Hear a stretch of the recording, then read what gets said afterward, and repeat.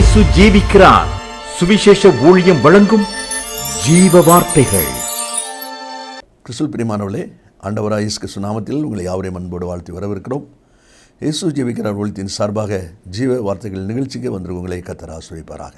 ஒவ்வொரு வாரமும் இதே நேரத்தில் இந்த வார்த்தைகளை கேளுங்கள், அநேகரை கேட்க செய்யுங்கள்.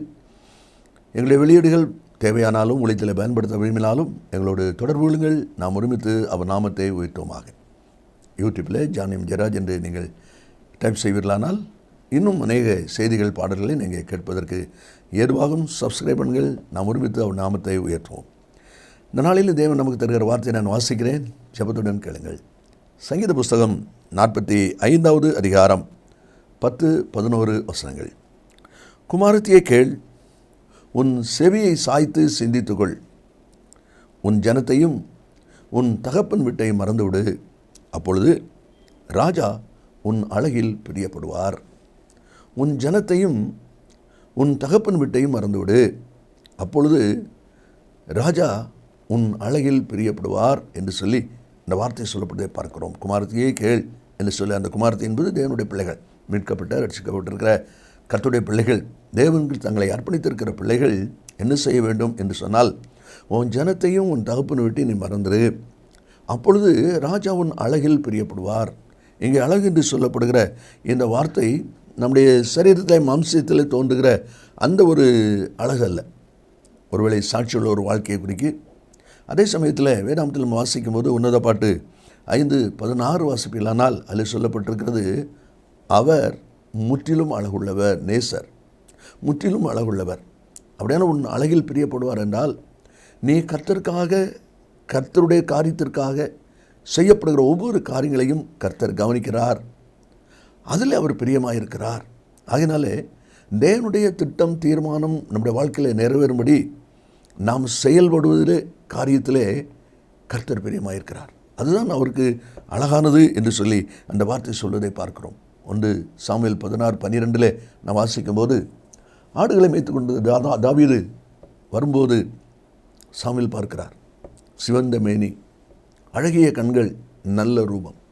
இங்கே அழகிய கண்கள் என்று சொல்லப்பட்டிருக்கிற அனுபவம் என்ன என்று சொன்னால், முற்றிலும் அழகுள்ளவராகிய இயேசுவை பார்க்கிற, தரிசிக்கிற, இயேசுவோடு இணைந்திருக்கிற கண்கள் என்று சொல்லி அர்த்தம். மத்தேயு 19ஆம் அதிகாரம் 29ஆம் வசனத்தில் வாசிக்கும் போது, என் தகப்பனையாவது என் தாயையாவது விட்டவன் நித்திய ஜீவனை சுதந்திரித்துக் கொள்வான் என்று சொல்லப்பட்டிருக்கிறது. இந்த வார்த்தையில் கேட்கிற அன்பு நேச பிள்ளைகளே, வேதாகமத்திலிருந்து ஒரு சிலருடைய வாழ்க்கையின் அனுபவத்தை நாம் சிந்திக்க போகிறோம். இங்கே சொல்லப்பட்டிருக்கிறதே, ராஜா உன் அழகில் பிரியப்பட வேண்டுமானால், ராஜா நம்முடைய கிரியையில், நம்முடைய வாழ்க்கையில், நம்முடைய செயலில் பிரியப்பட வேண்டுமானால் நான் செய்ய வேண்டியது என்ன? வேதாகமத்தில் யார் யார் என்ன செய்திருக்கிறாங்க? முதலாவது ரூத் புஸ்தகம் 2ஆம் அதிகாரம் 12வது வசனத்தை நான் வாசிக்கும் போது, போவாஸ் ரூத்தை பார்த்து சொல்கிறார், உன் செய்யத்தக்க பலனை கர்த்தர் உனக்கு கட்டளையிடுவாராக. இஸ்ரவேலின் தேவனாய் கர்த்தருடைய சேட்டைகளின் கீழ் அடைக்கலமாய் வந்த உனக்கு அவராலே நிலையான பலன் கிடைப்பதாக. நல்ல கவனிங்க, உன் செய்யத்தக்க பலனை கர்த்தர் உனக்கு கட்டளையிடுவாராக என்று சொல்லி இந்த வார்த்தை இருப்பதை பார்க்கிறோம். செய்யத்தக்க பலன் சொல்லியிருக்கிறத என்ன செய்கை என்று சொல்லி நாம் பார்ப்போமானால், முந்தின வசனத்திலே சொல்லப்பட்டிருக்கிறது 11ஆம் வசனத்திலே, நீ உன் மாமியாருக்கு செய்ததும் உன் தகப்பனையும் உன் தாயையும் உன் ஜன்ம தேசத்தை விட்டு நீ வந்ததும் எனக்கு விவரமாக சொல்லப்பட்டது. கவனிங்க, ரூத்துக்கு பெற்றோர் இருக்கிறாங்க. நகுமை பின்பற்றி வருகிறா. ஓர்வாள் தன்னுடைய வீட்டுக்கு போயிட்டா. நகுமை ஏற்கனவே சொல்லி கொண்டிருக்கிறா, என்னை பின்பற்றி வர்றதில் பிரயோஜனம் இல்லை, உங்கள் தாய் வீட்டுக்கு போயிருங்க, தகப்பன் வீட்டுக்கு போயிருங்க. அவங்க ஏற்பாடு பண்ணுகிற ஒரு திருமண காரியத்தை ஏற்படுத்தி நீங்கள் சந்தோஷமாக வாழுங்க, காரணம் நீங்கள் வாழ வேண்டிய இளம் வயதில் இருக்கீங்க என்று சொல்லி துரத்தி விடுகிற நிலைமையில் நகோமி பேசுகிறார். ஒரு வாழ் போயிட்டா, ஆனால் ரூத்து போகலை. ஆனால் என்ன ஒரு அனுபவத்தோடு வருகிறார் என்பதை அந்த வசனங்களில் நீங்கள் வாசிக்கும் போது, 1ஆம் அதிகாரம் 16ஆம் வசனத்தில், நான் உம்மை பின்பற்றாமல் திரும்பி போவதை குறித்து என்னிடத்தில் பேச வேண்டாம்னு சொல்கிறான். அப்போ தாய் தப்பன் இருந்தும் தாய் தப்பனத்தில் போகிறதுக்கு பிரியம் இல்லையா? இல்லை, அறிவணி மிக முக்கியமான காரியம் என்ன, இந்த நகோமி குடும்பத்தோடு வந்து ரூத் ஒட்டின பிறகு தான், சேர்ந்த பிறகு தான் இஸ்ரவேல் தேவனை கர்த்தரை அறிகிறாள், கர்த்தருடைய மகத்துவத்தை அறிகிறாள். இனி மீண்டும் தன்னுடைய பெற்றோர் வீட்டுக்கு தன் ஊருக்கு தான் போனால் கர்த்தரை இழக்க வேண்டியது வரும். ஏன்னா அங்கே இருக்கிற யாரும் கர்த்தரை அறிந்தவர்கள் அல்ல.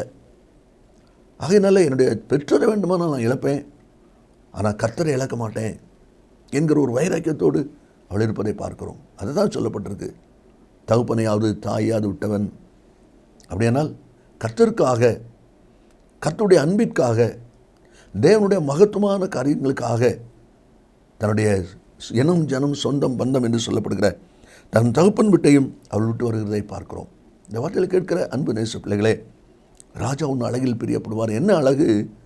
கர்த்தருக்காக தன் தாய் தகப்பனை விட்டு விட்டு வருகிறாளே, தன்னுடைய ஜனத்தை விட்டு வருகிறாளே, அதை கர்த்தர் கவனிக்கிறார்.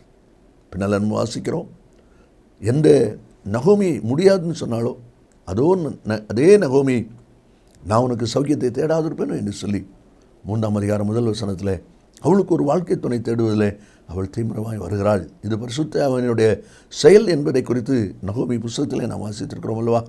அதை தான் இங்கே நாம் பார்க்கிறோம். அப்படியானால் கர்த்தருக்காக தன் தாய் தகப்பனை ஜனத்தை விட்டு வந்தவள் இந்த ரூத். பின்னால் என்ன வாசிக்கிறோம், அவள் நினைத்தாலும் எதிர்பார்த்தாலும் பெற்றுக்கொள்ள முடியாத பெரிய ஒரு மேன்மையின் ஆசீர்வாதத்தை, சரித்திர சம்பவத்தில் அவளுடைய பேர் வருகிற ஆசீர்வாதத்தை அவள் பெற்றுக்கொள்வதை பார்க்கிறோம். காரணம், கர்த்தருக்காக தன் தாய் தகப்பனை விட்டு அவள் வருகிறாள். அந்த அழகிலே தேவன் பிரியமாயிருக்கிறார். அதுதான் நம்ம வாசிக்கிறோம். இனி 2வது ஒரு வசனத்தை நான் வாசிப்போமானால் 1 சாமுவேல் 22வது அதிகாரம் 3வது வசனத்தை நான் வாசிக்கும் போது தாவீது சவுலால் துரத்தப்படுகிற நிலையும் ஓடி ஒளிந்து கொள்கிற நிலையும் இருக்கிறதை நாம் பார்க்கிறோம். அப்போ இப்படிப்பட்ட சூழ்நிலையிலே தாவீது செய்கிற ஒரு காரியத்தை பாருங்கள். மோவாபின் ராஜாவை பார்த்து, தேவன் என்னை எப்படி நடத்துவார் என்று நான் அறிய மட்டும் என் தகப்பனும் என் தாயும் உங்களிடத்திலே தங்கி இருக்கும்படி தயவு செய்யும். பார்த்தீங்களா, மோவா ராஜாட்ட போய் தாவீது பேசுகிறார். தேவன் என்னை எப்படி நடத்துவார் என்று நான் அறிய மட்டும் என் தகப்பனும் தாயும் உங்களுடைய கஸ்டடியில் இருக்கட்டும். நான் யோசித்து பாருங்கள், தாய் தகப்பனை எதுக்காக விடுகிறார், எதற்காக இன்னொரு இடத்துல ஒப்படைக்கிறார் என்று சொன்னால், தேவன் என்னை எப்படி நடத்துவார் என்று அறியும்படி. இந்த வார்த்தையில் கேட்கிற அன்பு நேச பிள்ளைகளே, உங்களுடைய வாழ்க்கையிலும் கூட தேவன் உங்களை நடத்துகிற அனுபவங்களை, தேவன் உங்கள் மேல் வைத்திருக்கிறதான் திட்டம் தீர்மானத்தை அறிந்து கொள்ளும்படியாக நீங்கள் செயல்படுகிற காரியத்திலே கர்த்தர் பிரியமாயிருக்கிறார். அந்த காரியம் தேவனுக்கு அழகாக இருக்கிறது. தாவீது அதை தான் செய்கிறான் என்று சொல்லி பார்க்கிறோம். சங்கீதம் 41 வாசிக்கிறோம், கர்த்தருக்காக பொறுமையுடன் காத்திருந்தேன், அவர் என்னிடமாய் சாய்ந்து என் கூப்பிடுதலை கேட்டார். கர்த்தருக்காய் பொறுமையாய் காத்திருந்தேன். எதுவரை காத்திருந்தேன்? அவர் என்னிடத்திலே சாயும் வரை, அதாவது என் விண்ணப்பத்தை கேட்கும் வரை, என் ஜெபத்துக்கு பதில் தரும் வரை. பார்த்தீங்களா? அப்போ அது வரைக்கும் நான் என்ன செய்கிறேன்? பொறுமையாய் காத்திருக்கிறேன். அப்படிப்பட்ட ஒரு பொறுமையுள்ள வாழ்க்கையிலே தேவன் பிரியமாக இருக்கிறார். காரணம், அது தேவனுக்கு அழகாக இருக்கிறது. உங்களுடைய பொறுமை எவ்விதமாக இருக்கிறது என்பதை யோசித்து பாருங்கள். ஆதியாகமம் 24:21 எலிசா சொல்கிறார், கர்த்தர் என் பிரயாணத்தை வாய்க்க பண்ணினாரோ இல்லையோ என்று அறியும் போட்டு. பார்த்தீங்களா? தேவனுடைய நடத்தலை அறியும் போட்டு மௌனமாக இருந்தான். தேவனுடைய நடத்தலை அறிந்து கொள்ளும்படி, தேவனின் நடத்தலின்படி நான் நடக்கணும் என்று தீர்மானித்து செயல்படுகிற இந்த காரியம் ஆண்டவருக்கு அழகானது. அந்த அழகான காரியத்தில் அவர் பிரியமாக இருக்கிறார். அதை தான் ஆண்டவர் நம்மிடத்திலையும் எதிர்பார்க்கிறார். இந்த வார்த்தையில் கேட்கிற அன்பு நேச பிள்ளைகளே, உங்களுடைய வாழ்க்கையிலும் கூட, நம்ம ஒவ்வொருடைய வாழ்க்கையிலும் கூட பிரச்சனைகள், போராட்டங்கள் பெருகி கொண்டு தான் இருக்கிறது. உள்ளே போராட்டங்கள், வெளியே போராட்டங்கள், குடும்பத்துக்குள்ளே போராட்டங்கள், வேலை ஸ்தலங்களிலே போராட்டங்கள், இப்படிப்பட்ட பல காரியங்களை நாம் சந்தித்து தான் வருகிறோம். ஆனால் இவை எல்லாவற்றிலும் தேவனுக்கு அழகானது என்ன? நீங்கள் எப்படி பொறுமையாக இருக்கிறீங்க, நீங்கள் எப்படி மௌனமாக இருக்கிறீங்க, நீங்கள் எப்படி அந்த வார்த்தை நிறைவேறுகிற வரைக்கும், பிரச்சனை தீர்ந்து போகிற வரைக்கும் தேவனுடைய பாதத்தில் இருக்கீங்க. இதை கர்த்தர் கவனிக்கிறார். அதுதான் தேவனுடைய பார்வையில் அழகானது என்று சொல்லப்பட்டிருக்கிறது. ராஜாவின் அழகில் பிரியப்படுவார் என்களுடைய அனுபவம் அதைத்தான் குறிக்கிறதை நாம் அதில் பார்க்கிறோம். இனி 3வது ஒரு அனுபவத்தை நான் வாசிப்போமானால், ஆதியாகமம் 28வது அதிகாரம் 7வது வசனத்தை நான் வாசிக்கும் போது அங்கே தேவனுடைய வார்த்தை விதமாய் சொல்லியிருக்கிறதை நாம் பார்க்க முடியும். ஆதியாகமம் 28ஆம் அதிகாரம் 7ஆம் வசனம், யாக்கோபு தன் தகப்பனுக்கும் தன் தாய்க்கும் கீழ்ப்படிந்து பதான் ஆராமுக்கு புறப்பட்டு போனதை ஏசா கண்டான் என்று போட்டிருக்கு. இவங்க ஆறானில் இருக்கிறாங்க. இப்போ பதான் ஆறாமுக்கு மாமனார் வீட்டுக்கு போகிறான். அந்த முதல் வசனத்தில் நீங்கள் வாசித்தீங்கன்னா ஈசாக்கு யாக்கோவுக்கு கூப்பிட்டு சொல்கிறான், நீ இந்த தேசத்தில் பெண் கொள்ள வேண்டாம், உன்னுடைய மாமனார் இருக்கிற ரெபேக்காளுடைய சகோதரன் லாபான் அங்கே இருக்கிற அந்த தேசத்துக்கு போ, பதானாரம் போ, நீ அங்கே போய் செய்யலாம், அங்கே போய் திருமணத்தை ஏற்படுத்தி கொள்ளலாம் என்று சொல்லி அனுப்பிவிடுறதையும், அந்த வார்த்தைக்கு கீழ்ப்படைந்து தகப்பனையும் தாயையும் விட்டு பிரிந்து யாக்கோபு செல்வதையும் இந்த பகுதியிலே நான் வாசிக்க முடியும்.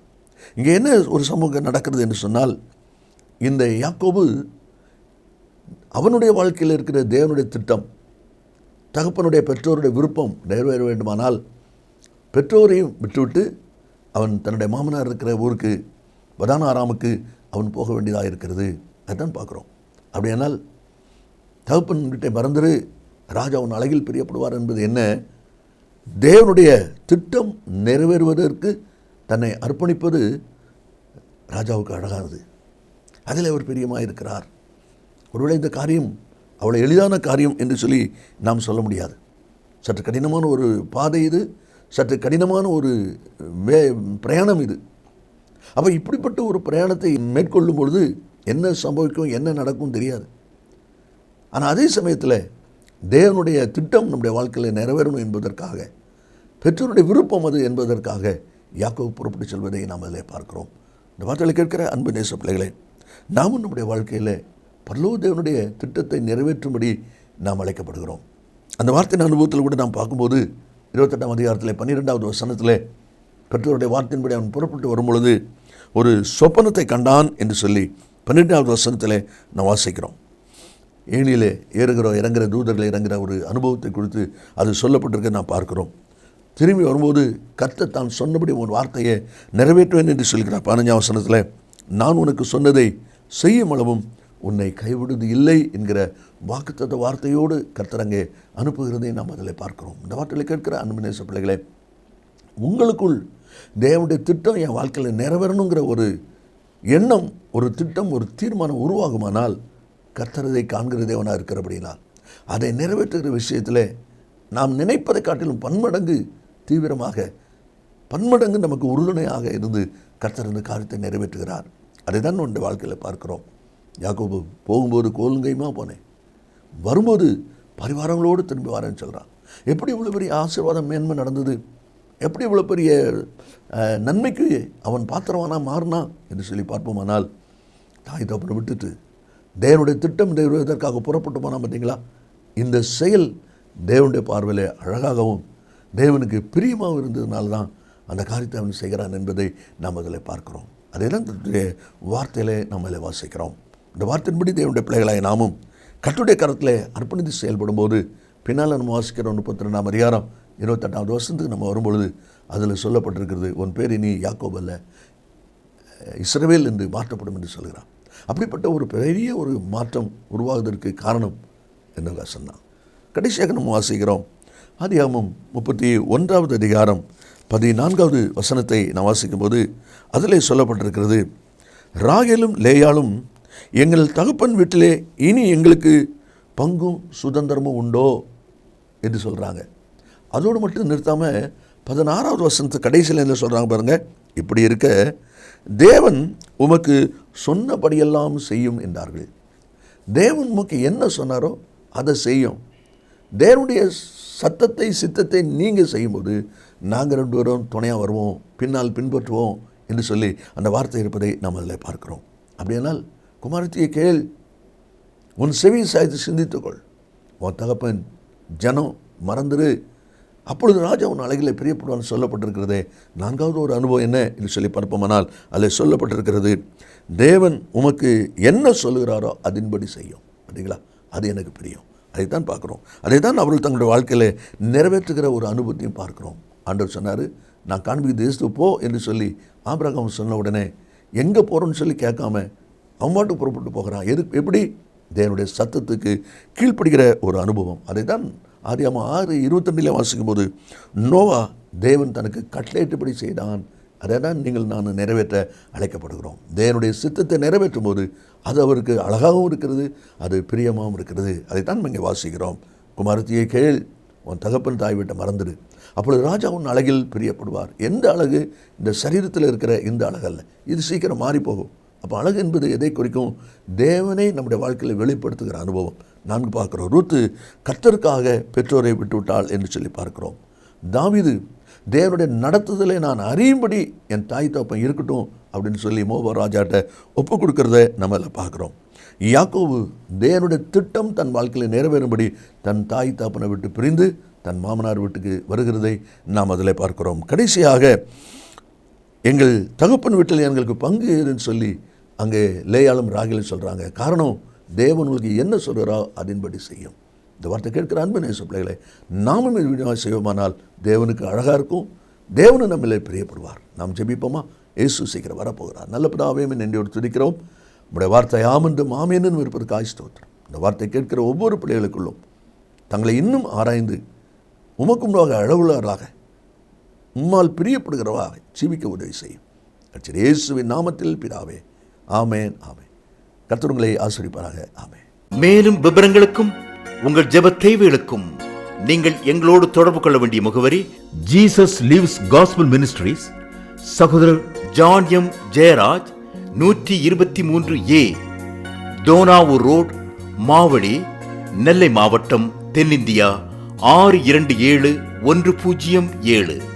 செல்போன் 9443113292.